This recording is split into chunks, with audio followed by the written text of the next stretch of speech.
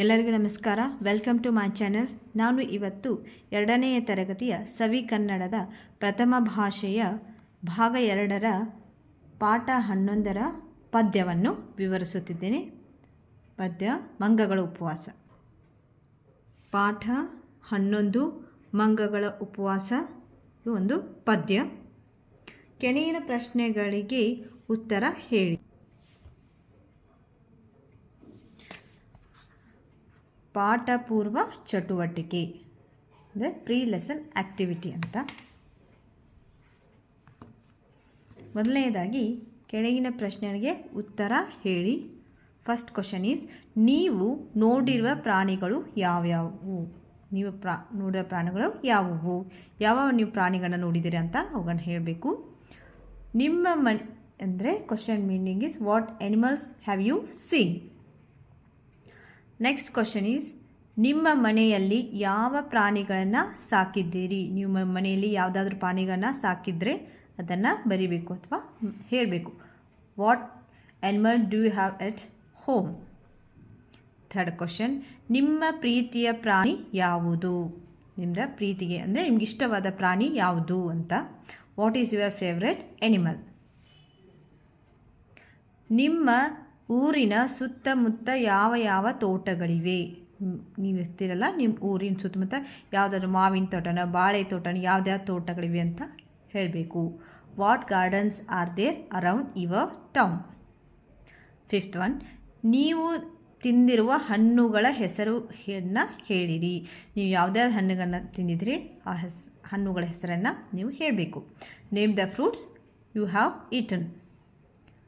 Sixth one, ನಿಮಗೆ ಇಷ್ಟವಾದ ಹಣ್ಣು ಯಾವುದು? ನಿಮ್ಮ ಫೇವ್ರೆಟ್ ಫ್ರೂಟ್, ನಿಮ್ಗೆ ಇಷ್ಟ ಯಾವ ಹಣ್ಣು ನಿಮ್ಗೆ ಇಷ್ಟ ಅಂತ ಅದನ್ನು ಹೇಳಬೇಕು. What is your favourite fruit? ಅರ್ಥ ಆಯ್ತಲ್ಲ ಮಕ್ಕಳೇ? ಈಗ ಪದ್ಯವನ್ನು ಪ್ರಾರಂಭಿಸೋಣ. ನೋಡಿ, ಒಂದು ಮರ ಇದೆ, ಇಲ್ಲೆಲ್ಲ ಮಂಕಿಗಳು ಕೂತ್ಕೊಂಡಿದ್ದಾವೆ ನೋಡಿ. ಬಾಳೆಯ ತೋಟದ ಪಕ್ಕದ ಕಾಡೊಳು ವಾಸಿಸುತ್ತಿದ್ದವು ಮಂಗಗಳು. ಬಾಳೆಯ ತೋಟದ ಪಕ್ಕದ ಒಂದು ಬಾಳೆಯ ತೋಟ ಇದೆ ನೋಡಿ, ಇಲ್ಲಿ ಕಾಣಿಸ್ತಾ ಇದೆ. ಅದರ ಪಕ್ಕದಲ್ಲೇ ಒಂದು ಕಾಡು. ಆ ಕಾಡಿನಲ್ಲಿ ವಾಸಿಸುತ್ತಿದ್ದವು ಮಂಗಗಳು. ಆ ಕಾಡಿನೊಳಗೆ ಮಂಗಗಳ ವಾಸ ಮಾಡ್ತಾ ಇದ್ವು. ಮಂಗಗಳೆಲ್ಲವೂ ಒಟ್ಟಿಗೆ ಸೇರುತ್ತಾ ಒಂದು ಉಪವಾಸವ ಮಾಡಿದವು. ಮಂಗಗಳೆಲ್ಲ ಸೇರಿ ಒಟ್ಟಿಗೆ ಸೇರಿ ಒಂದು ಉಪವಾಸವನ್ನು ಮಾಡಿದರು. ಏನಂತ?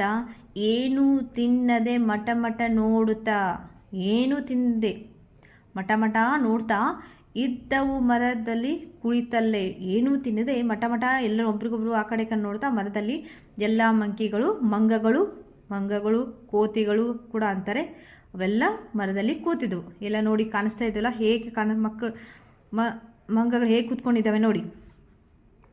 ನಾಳೆಯ ತಿಂಡಿ ಈಗಲೇ ಹುಡುಕುವ ಬನ್ನಿರಿ ಎಂದಿತು ಕಪಿಯೊಂದು. ಒಂದು ಕಪಿ, ಒಂದು ಮಂಗ ಏನು ಹೇಳ್ತು, ನಾಳೆಗೋಸ್ಕರ ತಿಂಡಿ ಈಗಲೇ ಹುಡ್ಕೋಣ ಬನ್ನಿರಿ, ಇವತ್ತು ಉಪವಾಸ ಇದೆ, ನಾಳೆಗೋಸ್ಕರ ತಿಂಡಿ ಈಗಲೇ ಹುಡ್ಕೋಣ ಬನ್ನಿರಿ ಅಂತ ಒಂದು ಮಂಗ ಹೇಳಿತು. ಅಂದರೆ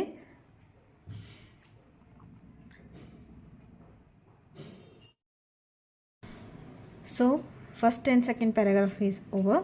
First paragraph meaning is, a monkey lived in the forest next to the banana plantation. All the monkeys came together and fasted. The second paragraph is, sitting in a tree without eating anything, a monkey said, come and look for a breakfast tomorrow. Next, third paragraph.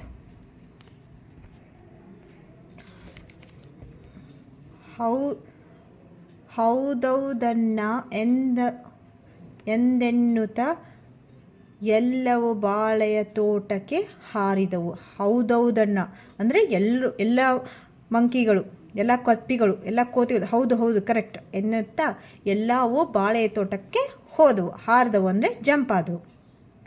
ತೋಟದ ಬಾಳೆಯ ಹಣ್ಣನ್ನು ನೋಡಲು ಆಸೆಯು ಹೆಚ್ಚಿತು ನೀರೂರಿ. ಯಾವಾಗ ಬಾಳೆ ತೋಟದಲ್ಲಿ ಅವಳು ಹಾರಿದ್ವೋ ಅವಾಗ ಅದನ್ನು ನೋಡಿದ ತಕ್ಷಣ ಆಸೆ ಉಂಟಾಯ್ತು ಅವರಿಗೆಲ್ಲ. ಹೆಚ್ಚಿತು ನೀರೂರಿ, ನೀರು ಅಂದರೆ ಬಾಯಲ್ಲೆಲ್ಲ ನೀರು ಬಂತು ಅಂತ. ಸೇಯಿಂಗ ಹೌದೌದೆನ್ನ all of them flew to the banana garden. ಸುಲಿದೆ ಇಡವು ಆಗದೆ ಎಂದಿತು ಆಸೆಯ ಮರಿ ಕಪಿಯೊಂದಾಗ. ಸುಲಿದೆ ಇಡುವ ಆಗದೆ ಅಂದರೆ ಸುಲಿದೆ ಇಡೋಣ, ತಿನ್ನೋದೇನು ಬೇಡ, ಸುಲಿದ ಹಾಗೆ ಇಡೋಣ ಎಂದಿತು ಆಸೆಯ ಮರಿ ಕಪಿಯೊಂದು. ಮರಿ ಕಪಿ ಅಂದರೆ ಕಪ್ಪೆಯ ಮಗು, ಮರಿ.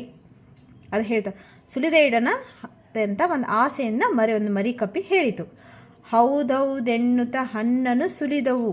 ಹೌದು ಕರೆಕ್ಟ್ ಅಂತ ಹೇಳ್ತಾ ಹಣ್ಣನ್ನು ಸುಲಿದವು. ಕೈಯೊಳಗೆ ಹಿಡಿದು ಕುಳಿತಿರಲು.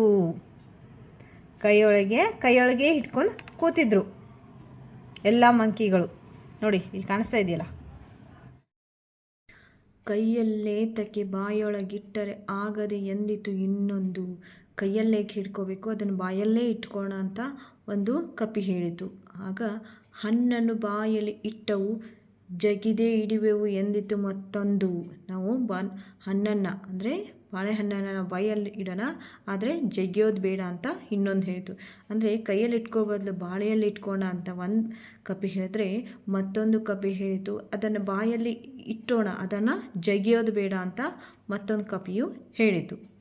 ಜಗಿದು ನುಂಗಿದವೆಲ್ಲ ಆಗಲೇ ಮುಗಿಯಿತು ಉಪವಾಸ. ಜಗಿದು ಅಂದರೆ ಅಗಿದು ಅವು ಎಲ್ಲವೂ ಬಾಳೆಹಣ್ಣನ್ನು ತಿಂದು ನುಂಗಿದವು.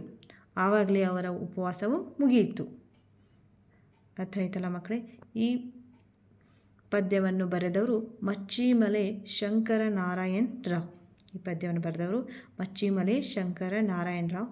ಈ ಪದ್ಯವು ನಿಮಗೆಲ್ಲ ಅರ್ಥವಾಯಿತೆಂದು ನಾನು ತಿಳಿಯುತ್ತೇನೆ. ನನ್ನ ಈ ಚಾನಲನ್ನು ಪ್ಲೀಸ್ ಲೈಕ್, ಶೇರ್ ಮತ್ತು ಸಬ್ಸ್ಕ್ರೈಬ್ ಮಾಡಿ ಎಂದು ಎಲ್ಲರಲ್ಲಿ ನಾನು ಕೇಳಿಕೊಳ್ಳುತ್ತೇನೆ.